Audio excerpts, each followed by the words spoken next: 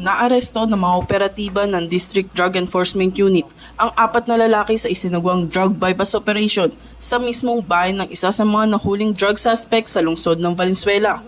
Kinilalang mga nahuling suspect na si alias Merlan, 34 na taong gulang na isang tricycle driver, alias JR, 33 taong gulang, alias Wet, 34 na taong gulang at isang 19 anyos na si alias Kongkong. Nakumpiska mula sa kanila ang mga aluminum foil na may bakas pa ng mga hinihinalang shabu, improvised tutor, lighter, at mga pakete ng hinihinalang shabu na may humigit kumulang 30 gramo na may standard drug price na 204,000 pesos. Mga nahuling suspect ay dinala sa NPD Drug Enforcement Unit para sa tamang disposisyon at naharap sa kasong paglabag sa RA 9165 o Comprehensive Dangerous Drugs Act of 2002.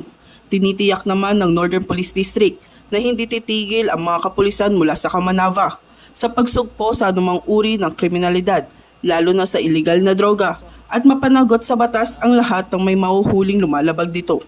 Mula rito sa Northern Police District, ako po ang inyong PNN correspondent, Patrolwoman Glycelan Esperanza, alagad ng batas, tagataguyod ng Balitang Pulis.